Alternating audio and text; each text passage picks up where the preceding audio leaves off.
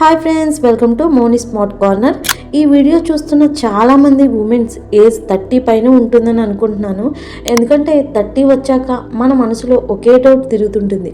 ఇప్పుడు నాకు career start చేసే ఛాన్స్ ఉందా? పెళ్ళి అయ్యింది, పిల్లలు ఉన్నారు, ఇన్ని సంవత్సరాలు ఇంటికే పరిమితం అయ్యాను, ఇప్పుడు స్టార్ట్ చేస్తే చాలా లేట్ అయిపోలేదా? ఈ వీడియో చివరి వరకు వింటే మీకే ఒక క్లారిటీ అనేది వచ్చేస్తుంది. సో 30 వచ్చాక భయం ఎందుకు వస్తుందో తెలుసా? ఎందుకంటే ఇప్పుడు మనకి రెస్పాన్సిబిలిటీస్ ఎక్కువ.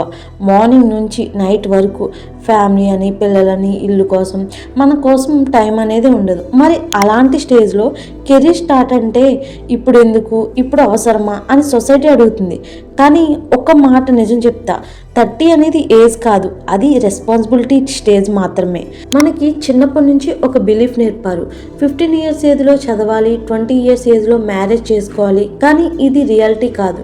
కెరీర్ స్టార్ట్ చేయడానికి ఏ సర్టిఫికేట్లో కూడా ఏజ్ లిమిట్ 30 అని రాసి ఉండదు. స్కిల్ నేర్చుకోవడానికి ఏజ్ రిస్ట్రిక్షన్ లేదు.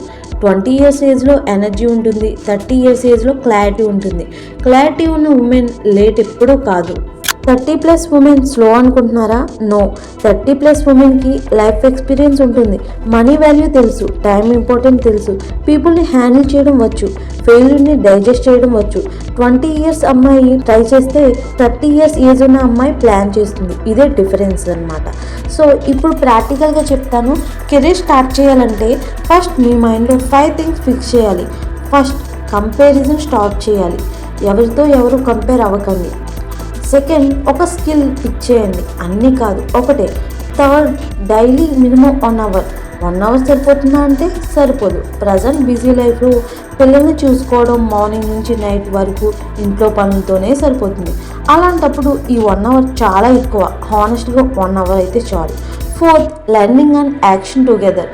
నేర్చుకుంటూ స్టార్ట్ చేయండి. ఫిఫ్త్, ఫస్ట్ ఇన్కమ్ చిన్నగా ఉన్న యాక్సెప్ట్ చేయండి. ఈ జర్నీలో నేను మీ సైడ్లోనే ఉంటా. సో మీకు ఏ కెరీర్ స్టార్ట్ చేసినా నాకు తెలిసినంత వరకు నాలెడ్జ్ అయితే మీకు షేర్ చేస్తాను. మీకు ఏ డౌట్ ఉన్నా అడగడం మాత్రం మర్చిపోకండి. ఈ వీడియోలో కామెంట్లో నేను చెప్పకపోయినా నెక్స్ట్ వీడియోలో కంపల్సరీ మీరు అడిగిన క్వశ్చన్కి ఆన్సర్ అయితే చేస్తాను.